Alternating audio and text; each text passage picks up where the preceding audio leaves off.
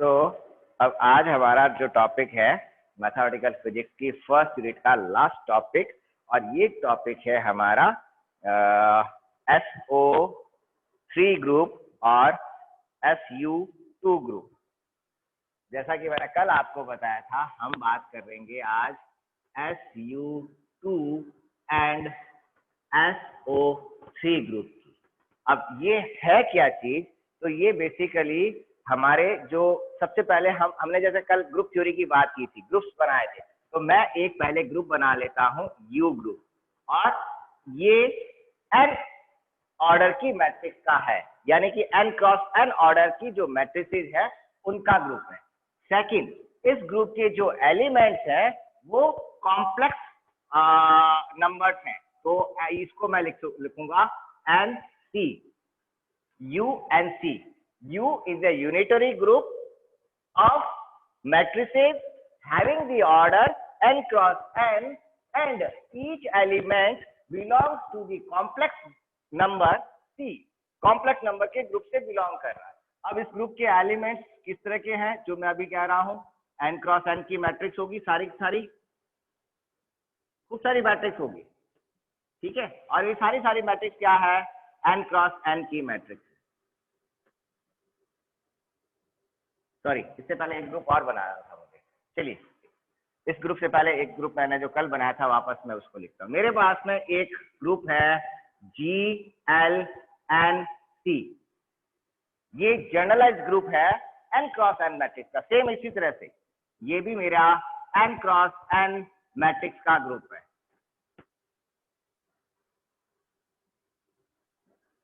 अब ये n cross n की जो मैट्रिक्स का ग्रुप है, इसको मैं जनरल ग्रुप कह रहा हूं। इसके अंदर यहाँ पर मेरा कहीं पर भी कोई क्या कहते हैं, कोई कंडीशन नहीं है। कंडीशन कौन सी नहीं है? इस पूरे ग्रुप के अंदर मैं डिटरमिनेंट कुछ भी हो सकता है। डिटरमिनेंट की वैल्यू 1 हो सकती है, डिटरमिनेंट की वैल्यू 0 हो सकती है, डिटरमिनेंट की वैल्यू 10 हो सकती है, कुछ भी हो सकती है। कौन से में? GL ग्रुप के अंदर। जबकि UN जो ग्रुप है, UNC जो ग्रुप है, इसमें क्या है? इन सारे डिटरमिनेंट की वैल्यू, ये मान लीजिए मैट्रिक्स A है, ये मैट्रिक्स B है, ये मैट्रिक्स C है, तो इन सब का जब डिटरमिनेंट मैं निकालता हूं इस ग्रुप के अंदर, determinant of A, determinant of B, determinant of C, determinant of जितने भी ग्रुप्स है, इन सब का डिटरमिनेंट क्या है? 1 के बराबर। किसमें? इस U ग्रुप के अंदर। सो इसमें क्या है? और इसको अब एक्चुअली क्या मैंने ऊपर नीचे लिख दिया। तो इस ग्रुप में अगर मैं लिखूं तो इसमें डिटरमिनेंट की वैल्यू कुछ भी हो सकती है, 1 हो सकती है, 2 हो सकती है, कुछ भी वैल्यू हो सकती है। डिटरमिनेंट B जो है वो 10 हो सकता है। डिटरमिनेंट C जो है, डिटरमिनेंट C 0 हो सकता है। डिटरमिनेंट D जो इसका एलिमेंट है, इस ग्रुप का जो एलिमेंट है, उसकी वैल्यू हो सकती है 5 हो, कुछ भी वैल्यू हो सकती है। किसमें? GL ग्रुप के अंदर। जबकि यूनिटरी ग्रुप के अंदर कंडीशन क्या आ रही है? यूनिटरी ग्रुप के अंदर एक स्पेशल कंडीशन हो गई कि इसके सारे एलिमेंट जो हैं उन सारी मैट्रिक्सेस का डिटरमिनेंट 1 के बराबर ही है UNC ग्रुप के अंदर। दैट मीन्स अब मेरे पास में दो ग्रुप यहाँ पे डिफाइन हो गए। दैट मीन्स क्या हुआ कि UNC जो है ये सब ग्रुप हो गया, सब सेट हो गया किसका? GLNC का। ये GLNC का यहाँ पे सब ग्रुप सबसेट हो गया, सबसेट है। U is a subset of GL, GL का सबसेट है U ग्रुप। अब U ग्रुप के बाद में मैं एक नया ग्रुप और डिफाइन करता हूं, इसके अंदर मैं n की वैल्यू को फिक्स ले लेता हूं, और n की वैल्यू मैं कितनी ले लेता हूं? 2। अगर मैं n की वैल्यू 2 लेता हूं तो यहाँ पर क्या हो जाएगी? 2 क्रॉस 2, 2 क्रॉस 2, 2 क्रॉस 2 की मैट्रिक्स, ठीक है। जैसे 2 क्रॉस 2 की मैट्रिक्स हो गई, अगेन कंडीशन क्या है? डिटरमिनेंट मेरा सभी के लिए 1 है, डिटरमिनेंट मेरा सभी के लिए 1 हो जाएगा, तो वो मेरी मैट्रिक्स बन जाएगी SU2। S किसके लिए आ रहा है? स्पेशल ग्रुप है। हमने इन मैट्रिसेस में से उन मैट्रिसेस को चूज किया जो 2 क्रॉस 2 ऑर्डर की है, 2 क्रॉस 2 ऑर्डर की है। एंड इसके साथ में जब ये 2 क्रॉस 2 की ऑर्डर की ग्रुप है तो ये क्या हो गया? इसका सब ग्रुप। दैट मीन्स मैं इसको लिखूंगा सबसेट ऑफ सबसेट ऑफ कौन सा, SU2 इज ए सबसेट, ये सबसेट हुआ U के अंदर ये है, और U किस में है, इस ग्रुप का सबसेट है। इसी तरह से SO3 3x3 की मैट्रिक्स है, ये 3x3 की मैट्रिक्स है, ये 2x2 की मैट्रिक्स है। तो SO3 भी क्या है, it is also, SO3 is also subset of SO3 is a subset of U, ये भी U का, U एंड C का सबसेट है, SO3 भी।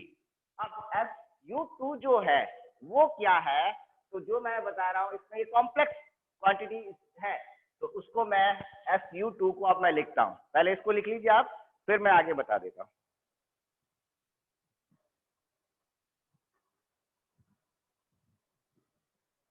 इसको लिख लो, बाद में मैं आगे बता दूं।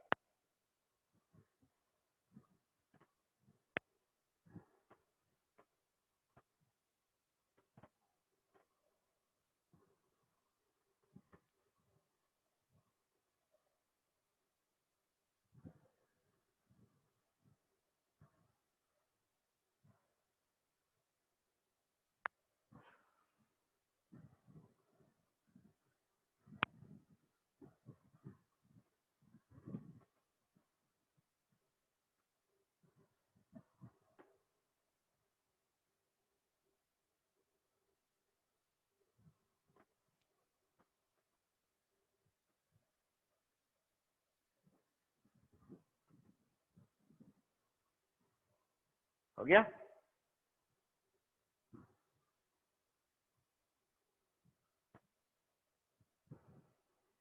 ओके, ठीक है। सो अब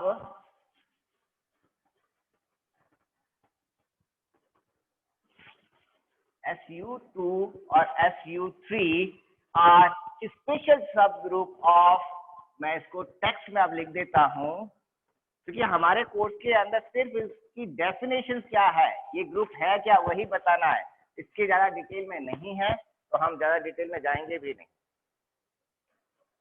पहली property, these are special group of unitary of matrices having unitary of matrices having unit determinants matrices कौन सी, 2x2 की इस ग्रुप के केस में, और इस ग्रुप के केस में 3x3 की मैट्रिसेस। ठीक है, सभी मैट्रिसेस का डिटरमिनेंट 1 है, ध्यान रखना, डिटरमिनेंट 1 है। दूसरी कंडीशन, दूसरी इसकी कंडीशन क्या है कि these are non abelian group, non abelian group है, ये नॉन एबेलियन ग्रुप है। अब नॉन एबेलियन ग्रुप जो कल हमने किया था, नॉन एबेलियन ग्रुप का मतलब क्या हो गया कि अगर दो मैट्रिसेस को मैं यहां मल्टीप्लाई कर रहा हूं, मान लीजिए SU2 के अंदर दो मैट्रिक्स है A और B, ठीक है, इन दोनों को मैंने मल्टीप्लाई किया, it is not equal to B dot A, दो मैट्रिसेस का मल्टीप्लीकेशन आपस में A dot B and B dot A बराबर नहीं है, दैट मीन्स नॉन कम्यूटेटिव है, नॉन कम्यूटेटिव, ये नॉन एबिलियन ग्रुप है। तीसरी कंडीशन जो हमने कल किया था, एक ग्रुप और लाई ग्रुप, इस दोनों के जो एलिमेंट्स हैं वो लाई ग्रुप में फॉल करते हैं, that means they belongs to Lie group, belongs to Lie group. अब लाई ग्रुप क्या था, मैं वापस एक बार बता देता हूँ। लाई ग्रुप हमारा क्या है, लाई कर रहा है कहाँ पे, सरफेस पे लाई कर रहा है, कंटिन्यूअस है और स्मूथ वेरिएशन है, स्मूथ एंड कंटिन्यूअस। आपके जो एलिमेंट्स हैं वो स्मूथ है, कंटिन्यूअस है। किस पे कंटिन्यूअस है कि अगर मैं उसको रोटेट भी कर रहा हूँ सरफेस को, जो मैंने कल बात की थी, अगर मेरे पास में पॉइंट सारे सर्किल के ऊपर है, तो अगर मैं सर्किल को रोटेट कर रहा हूँ, इस सर्किल को मैंने रोटेट कर दिया, कोई फर्क नहीं पड़ेगा, मीन्स रोटेशन पे इसमें फर्क नहीं पड़ता है इन दोनों ग्रुप्स के अंदर। दैट मीन्स जब मैं इसको रोटेट कर रहा हूँ, अब रोटेट करने का मतलब समझा देता हूँ, मेरे पास है 3 axis, X axis, Y axis, Z axis. अब तीनों एक्सिस को मैं हल्का सा रोटेट कर दिया, चाहे मैं यूं घुमा रहा हूं या यूं घुमा रहा हूं, मेरे रिजल्ट में कोई फर्क नहीं पड़ रहा है, रिजल्ट चेंज नहीं हो रहा है, इस ग्रुप का ही वो मेंबर आ रहा है। तो ये दोनों क्या है, इसीलिए स्पेशल ग्रुप्स हैं। इनकी कंडीशन यही है कि ये नॉन एबिलियन है, बिलोंग्स टू लाई ग्रुप को बिलोंग करते हैं। ठीक है, देन नेक्स्ट पॉइंट। अब इसी तरह से अगर मैं इसको यहां पर ऑपरेशन की बात करूं, इनके अंदर जो ऑपरेशन काम आएगा, ऑपरेशन मल्टीप्लिकेशन हो सकता है, एडिशन हो सकता है, सब्सट्रैक्शन हो सकता है। तो यहाँ पर इन दोनों ग्रुप में जो ऑपरेशन है, ग्रुप ऑपरेशन, वो मल्टीप्लिकेशन है। ग्रुप ऑपरेशन कौन सा है? मल्टीप्लिकेशन। मल्टीप्लिकेशन का ग्रुप ऑपरेशन है। दैट इज मैं मैट्रिक्स को मल्टीप्लाई करूंगा तो मुझे उसी ग्रुप की मैट्रिक्स मिलेगी। ऐसा नहीं है दो मैट्रिक्स को मैं जोड़ सकता हूं, जोड़ नहीं सकता हूं इस ग्रुप के अंदर। इनमें मैट्रिक्स मल्टीप्लिकेशन होगा। इसी तरह से ये जो ग्रुप है, जब SU2 की मैं बात कर रहा हूं तो SU2 बेसिकली आइसोमॉर्फिक ग्रुप है। SU2 जो है इट इज आइसोमॉर्फिक। अब आइसोमॉर्फिक क्या था? कल जो मैंने कराया था, आइसोमॉर्फिक ये था कि अगर मेरे पास में दो सेट्स है तो दोनों सेट्स के बीच में operation F, operation G bijective है। इसके सारे एलिमेंट से ये एलिमेंट मिल जाएंगे, इनके सारे एलिमेंट से G ऑपरेशन करूंगा तो इसके एलिमेंट मिल जाएंगे। ये आइसोमॉर्फिक था। ठीक है, देन जो अच्छा, इसके साथ में सर्जेटिक मॉर्फिज्म, अगर मैं इसको रोटेट करता हूं, SU2 को अगर मैं रोटेट करता हूं, SU2 ग्रुप को अगर मैं रोटेट करता हूं, जो मैंने यहाँ पे बताया, इस ग्रुप को अगर मैं रोटेट करता हूं, इसकी एक्सिस को मैं अगर किसी एंगल से रोटेट करता हूं to the rotation group this, ये सर्जेक्टिव हो जाएगा। दैट मीन्स अगर मैं इसको रोटेट करूंगा तो मुझे SO3 के अंदर सर्जेक्टिव हो जाएगा। सर्जेक्टिव क्या था? सर्जेक्टिव या इसका दूसरा नाम जो हमारा कल था इपीमॉर्फिक है। इपीमॉर्फिक से मतलब कि ये राइट कैंसलेबल है। राइट कैंसलेबल का मतलब कि अगर मेरे पास में ऑपरेशन जो है F.G is equal to F.H, तो यहाँ पे ये राइट कैंसलेबल है। इपीमॉर्फिक या सर्जेक्टिव है जब मैं इसको रोटेट करता हूं from SU2 to rotation group SO3, surjective हो जाएगा। SU2 जो ग्रुप है, 7th पॉइंट, SU2 ग्रुप जो है, अभी मैं आगे बताऊंगा, ये हमारा पाउली मैट्रिक्स भी है। SU2 इसका मतलब पाउली मैट्रिक्स भी इसी के अंदर आएगा, इसका एग्जांपल होगा। नॉर्मली SU2 ग्रुप जो है हमारा न्यूक्लियर फिजिक्स में भी कहा, जहां हमारे न्यूक्लियर फिजिक्स जहां पर हमारे वीक इंट्रैक्शन वहां पर इसको काम में लेते हैं। और SO3 जो ग्रुप है वो हमारा क्वांटम फिजिक्स में काम आता है, क्वांटम मैकेनिक्स में काम आता है, क्वांटम फील्ड थ्योरी के अंदर, क्वांटम फिजिक्स के अंदर, QCD के अंदर हमारा SO3 ग्रुप काम आता है।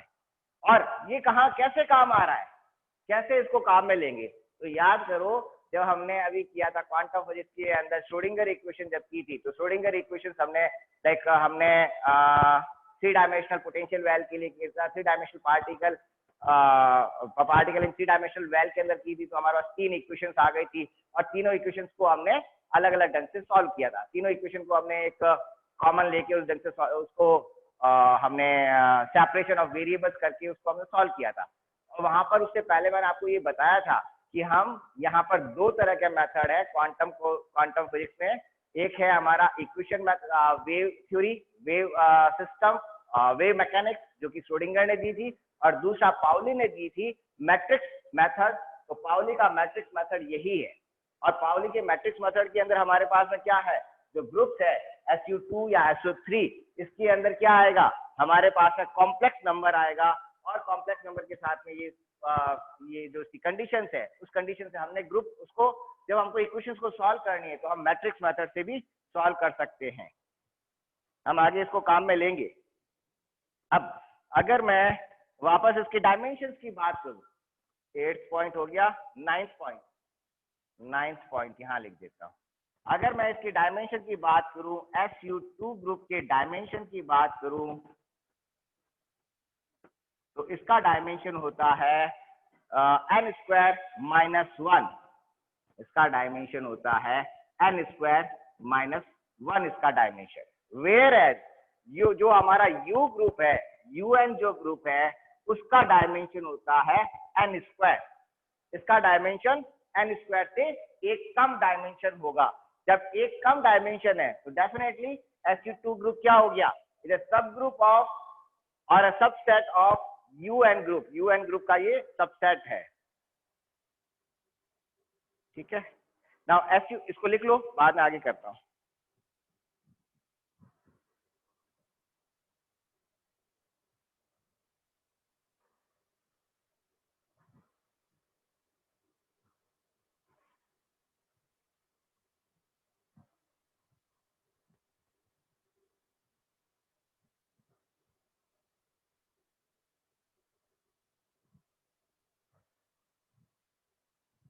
आप इसी पे लिख लो, कोई नहीं, यहाँ पे अगर हो गया हो पूरा तो यहीं पे लिख देना। ओके, ठीक है। देन नेक्स्ट, अब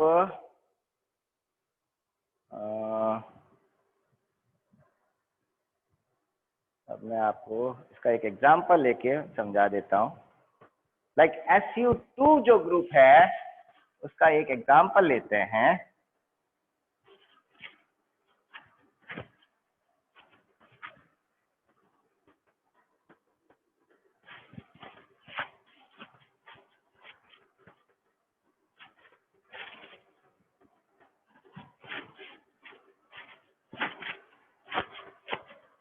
SU2 ग्रुप का एग्जांपल,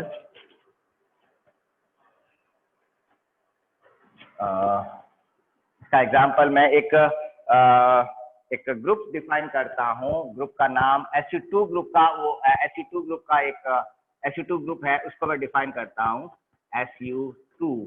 और क्या है, SU2 ग्रुप जो है वो है, जैसा मैंने कल लिखा था, अल्फा माइनस बीटा बार, सॉरी ये मेरा है U2 ग्रुप।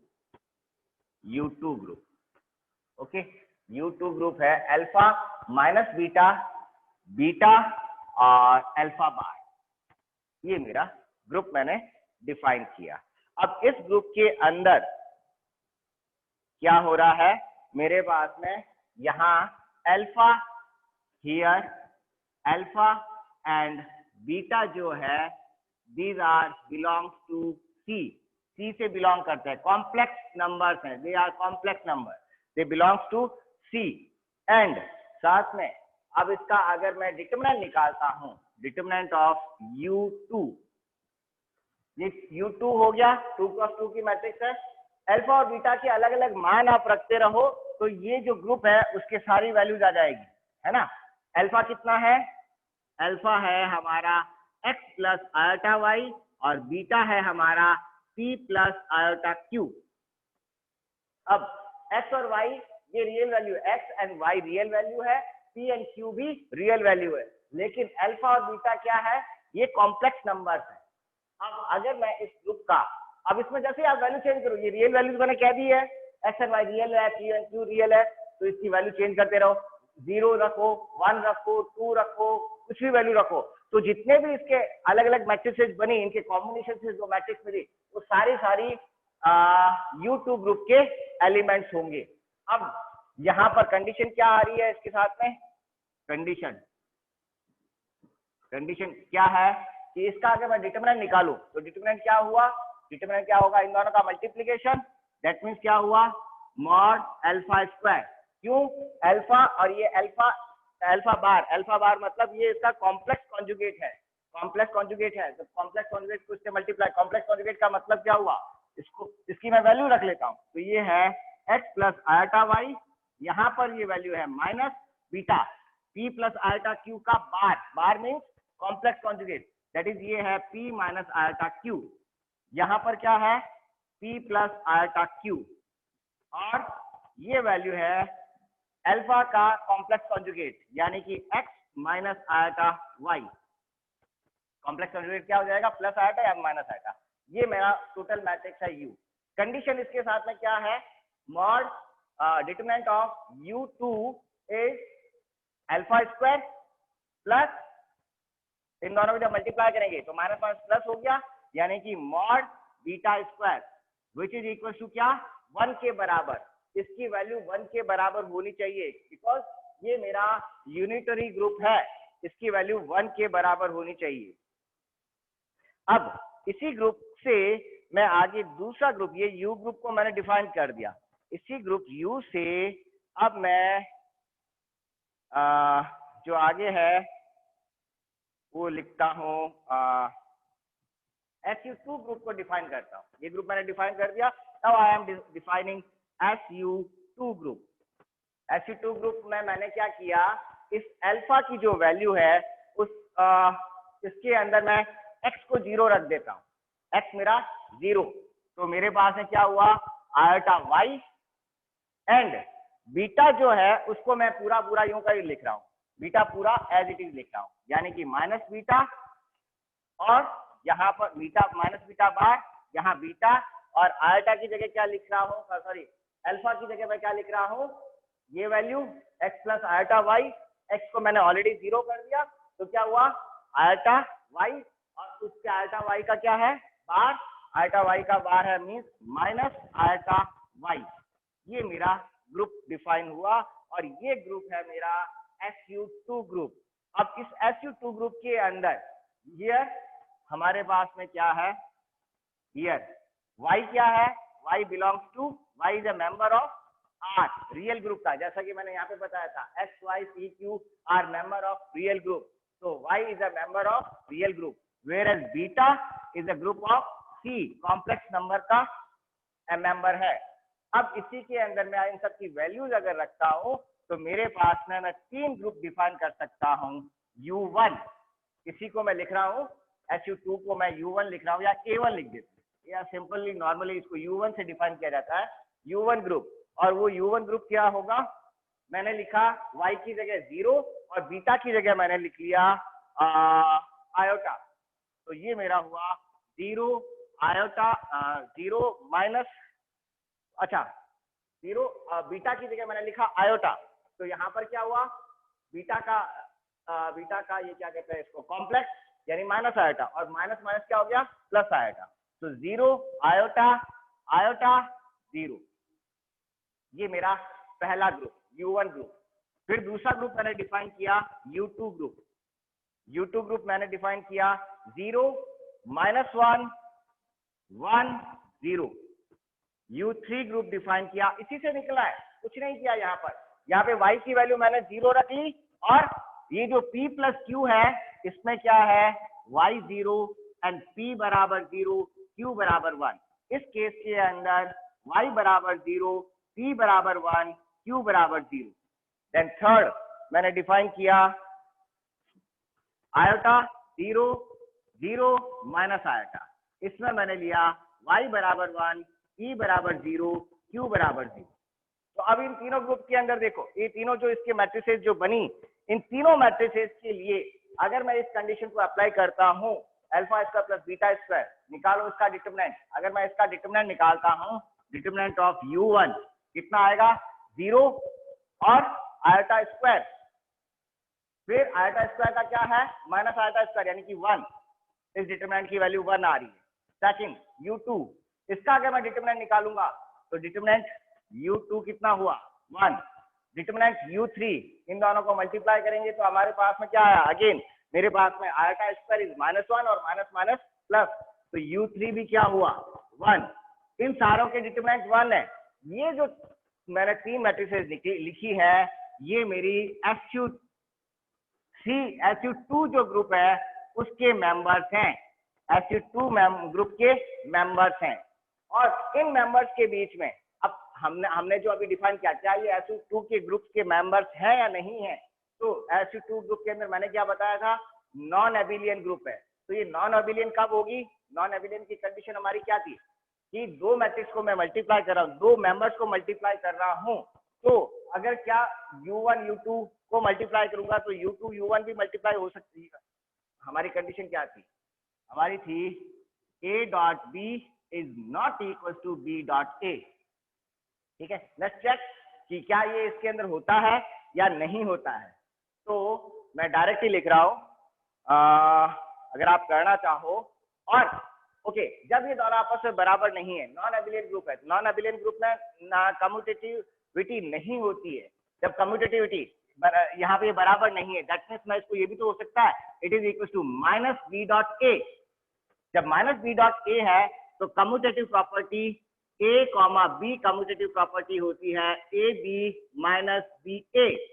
ये होती है commutative property. A comma B commutation की जो प्रॉपर्टी है वो होती है ए बी माइनस बी ए।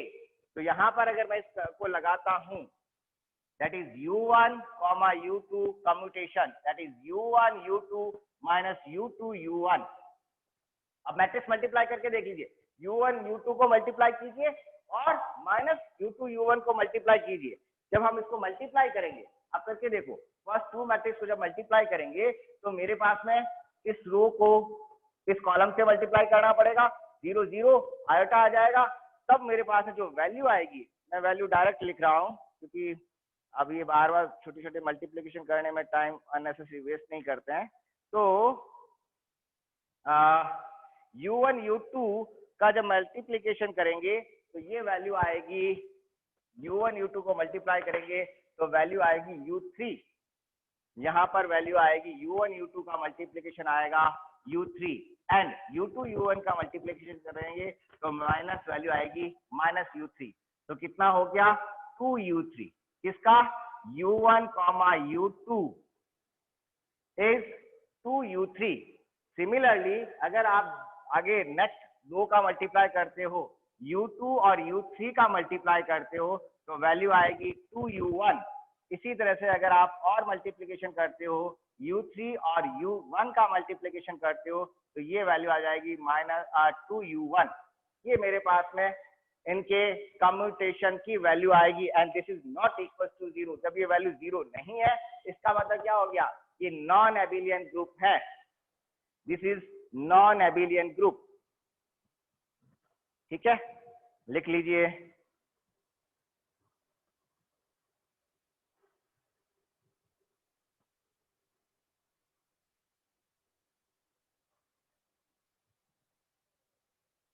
कोई डाउट हो तो पूछ लो।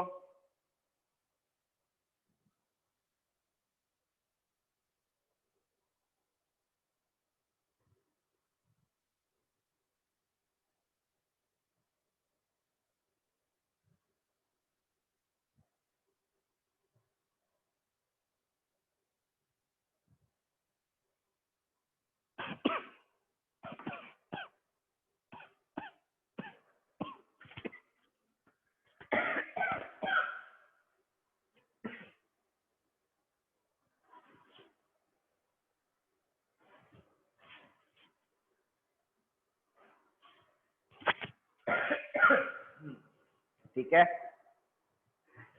मैं आपकी साउंड ऑन करता हूं। कोई डाउट हो तो आप पूछ लो, नहीं तो फिर आगे चलते हैं। यस सर, डाउट नहीं है सर। ठीक है। अभी यहाँ पे हमने अगर मैं U1 जो मैट्रिक्स है, चलो मैं उसको आगे डिफाइन करता हूँ।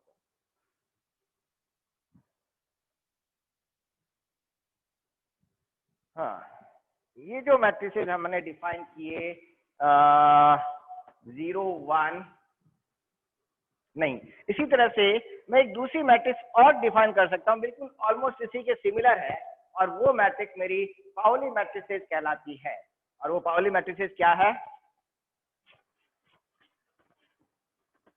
वो Pauli exclusion principle. Pauli exclusion principle क्या कहता है कि कोई भी दो इलेक्ट्रॉन सेम पैरिटी के सेम स्पिन के एक स्टेट में नहीं रह सकते हैं। अपोजिट स्पिन के इलेक्ट्रॉन एक स्पिन में रह सकते हैं। पाउली जो थ्योरी थी, पाउली मैट्रिसेस जो है वो मैं डिफाइन कर सकता हूं, और वो मैट्रिसेस क्या होगी?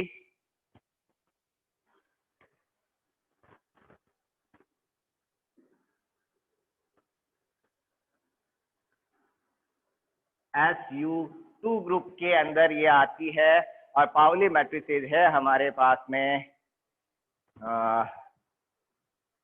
Sigma 1 which is equal to, ये है 0 1 1 0। ये हम आगे काम में लेंगे, ठीक है ना। सिग्मा 2 ये हमारे उसमें काम आएगी क्वांटम के अंदर, और कई बुक्स के अंदर मैट्रिक्स मेथड को काम में लिया जाता है, बिकॉज मैट्रिक्स मेथड ज्यादा इजी है। 0 माइनस आयोटा आयोटा 0, और सिग्मा 3 मैट्रिक्स जो है वो है, इन तीनों मैट्रिक्स का जो समूह बनेगा, जो ग्रुप बनेगा, वो ग्रुप हमारा SU2 ग्रुप है, 1 0 0 -1। ये हमारी 3 मैट्रिसेस है, ये पाउली मैट्रिसेस कहलाती है। देन अगर इसी को मैं आगे एक्सटेंड करूं, जब मैं SO3 ग्रुप की बात करता हूं, तो SO3 ग्रुप के अंदर क्या हो जाएगा? मेरे पास में SO3 ग्रुप के अंदर जो मैट्रिसेस बनेगी, यहाँ पे 2 क्रॉस 2 है, ये देखो 2 क्रॉस 2 की मैट्रिक्स, ये 2 क्रॉस 2 की मैट्रिक्स, ये 2 क्रॉस 2 की मैट्रिक्स, जिसका डिटरमिनेंट 1 है, इसका डिटरमिनेंट 1 है, इसका डिटरमिनेंट 1 है ना। तो जब मैं उसको डिफाइन करूंगा, मुझे लगता है मैंने एक गलत लिख दिया है, ये यहाँ पे शायद माइनस होगा, इसका डिटरमिनेंट मुझे 0 करना है, तो यहाँ पे वैल्यू 1 माइनस होगी और ये वैल्यू प्लस होगी। हो सकता है मेरे कुछ लिखने में गलत हुआ, यहाँ पे माइनस होगा और यहाँ पे 1 होगा। देन SO3 क्या होगा? Unitary matrix of 3 cross 3 order. तो इसको अगर मैं डिफाइन करता हूं, ये J1 मैट्रिक्स को मैं अगर डिफाइन करूं, तो J1 मैट्रिक्स होगी आयोटा मल्टीप्लाइड बाय 0 0 0 0 0 0, 3 क्रॉस 3 की मैट्रिक्स होगी 0 1 0 0 -1, then 0 1 0। J1 matrix. J2 matrix क्या हो जाएगी? आयोटा तो मैं यूं का भी लिख रहा हूं, यहाँ पे आयोटा मैंने बाहर लिख लिया, आयोटा चाहो तो आप अंदर ले लीजिए, अंदर लोगे तो यहाँ पे दोनों जगह आयोटा से मल्टीप्लाई हो जाएगा। तो J2 मैट्रिक्स आपने इसको याद रखना भी बहुत इजी है, इस मैट्रिक्स को याद रखना बहुत इजी है। आपको सिर्फ एक मैट्रिक्स याद रखनी है। अब क्या करना है, बस इसकी पोजीशन चेंज कर दीजिए, इस 1 को यहाँ शिफ्ट कर दीजिए। जब इस 1 को यहाँ शिफ्ट करोगे तो ये माइनस का आ जाएगा, और इस 1 को नीचे की साइड में इस 1 को ऊपर की साइड में शिफ्ट कर दीजिए, तो ये +1 हो जाएगा। दैट मीन्स मेरे पास इस 1 को यहाँ ऊपर शिफ्ट किया तो 0 0 1, इस जैसे ही शिफ्ट हो गया तो यहाँ वाली पूरी रो खाली, 0 0 0, इस 1 को इधर शिफ्ट कर दिया, -1 0 0, ये मेरे पास में J2 मैट्रिक्स। और J3 मैट्रिक्स जो आई, अगेन आयोटा मल्टीप्लाइड बाय, इस 1 को अब मैं आगे शिफ्ट कर देता हूँ, इसको आगे शिफ्ट करूंगा तो माइनस हो जाएगा, इसको ऊपर शिफ्ट करूंगा तो प्लस हो जाएगा। तो ये हुआ 0 1 0 1 0 0 0 0 0, ये मेरी मैट्रिक्स हो गई 3 क्रॉस 3 की मैट्रिक्स। और इन सब का डिटरमिनेंट भी क्या हो रहा है, मेरे पास में 1 के बराबर आ रहा है। और इनके अंदर अगर मैं कम्यूटेशन की बात करूं, जो अभी हमने कम्यूटेशन की बात की थी, commutation J1 J2 it is not equal to 0, commutation 0 नहीं है। इसका मतलब ये क्या हो गया, नॉन एबिलियन ग्रुप है, और इस कम्यूटेशन की वैल्यू कितनी आती है, it is equal to iota J3, J1 J2 की वैल्यू होगी आयोटा J3, इसी तरह से बाकी की वैल्यू निकल जाएगी। J2 J3 को करेंगे, J2 J3 क्या हो जाएगा, आयोटा J1, J3 J1 जो है वो हो जाएगा आयोटा J2। ये हमारे पास में कम्यूटेशन हो जाएंगे इनके, ठीक है। अब इसी पर चलो इनको लिखो, बाद में और बताता हूँ। ये हो गया SO3 ग्रुप। SO3 ग्रुप में 3 मैट्रिसेज है और 3x3 की मैट्रिसेज है।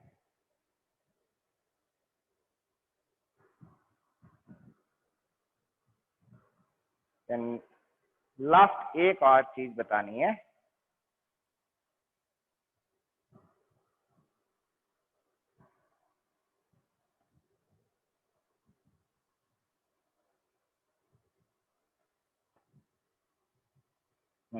ठीक है।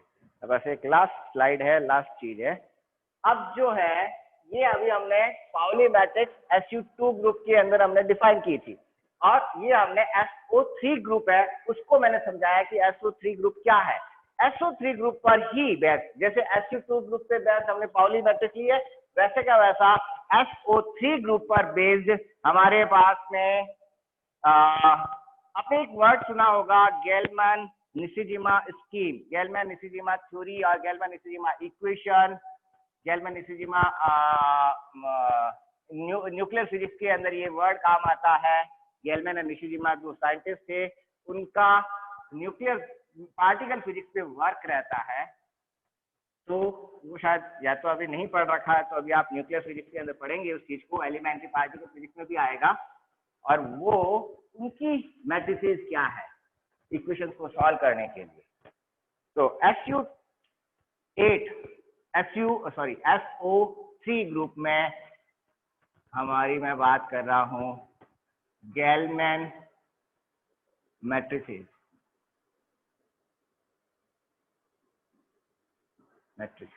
गेलमैन मैट्रिसेस। अब गेलमैन मैट्रिसेस है क्या? ये है, अब SO3 या SU3 जो ग्रुप है, इसके अंदर हमारे पास में 3x3 की मैट्रिसेज होगी, और टोटल यहाँ पर हमारे पास में 8 मैट्रिसेज हैं, और वो 8 मैट्रिसेज कौन कौन सी है? λ1 मैट्रिक्स, λ1 मैट्रिक्स है 0 1 0 1 0 0 0 0 0, फर्स्ट मैट्रिक्स, ठीक है।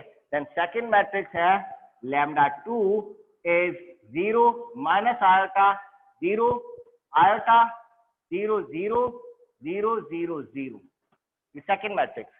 And third matrix है λ3 is 1 0 0 1 0 0 0 minus 1 0 0 0 0, third matrix.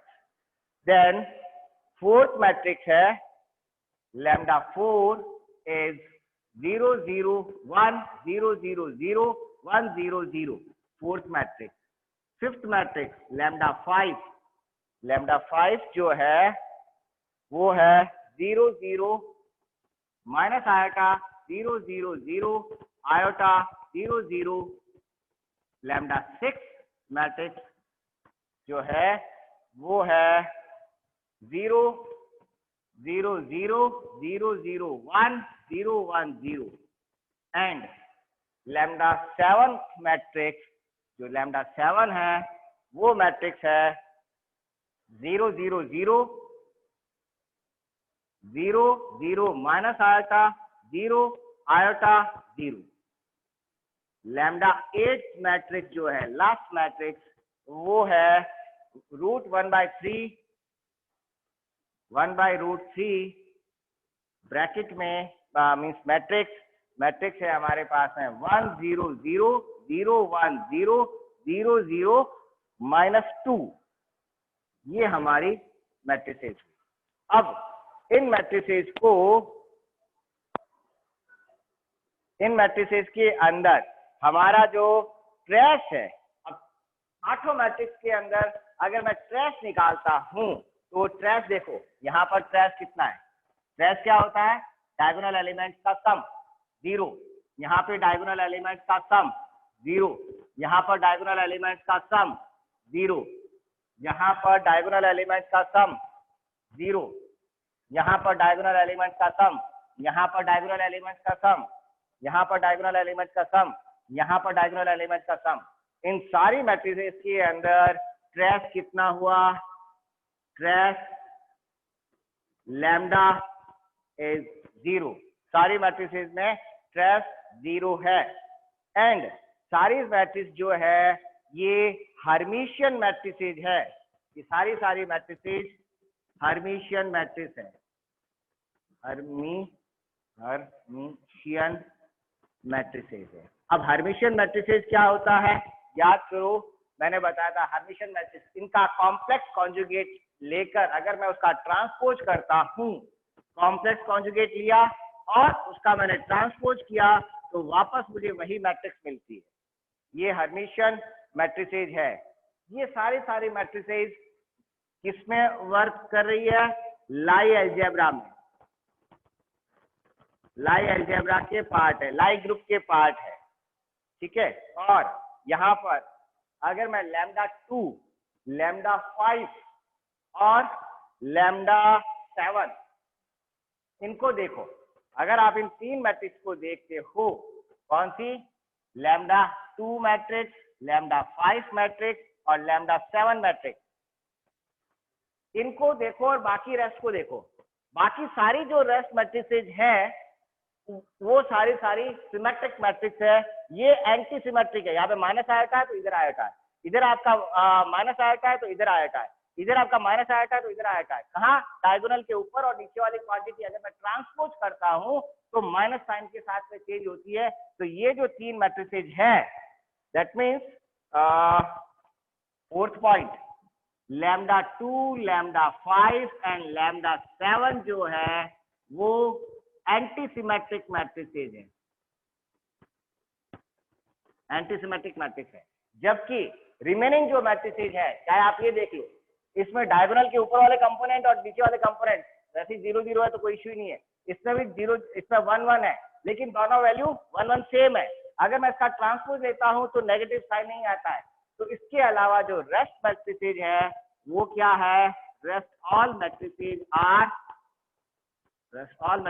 Are symmetric, सारी मैट्रिक्स सिमेट्रिक है।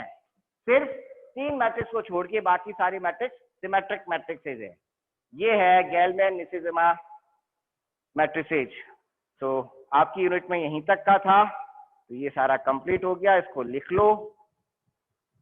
नेक्स्ट क्लास जो रहेगी हमारी, बोर्ड क्लियर नहीं है क्या,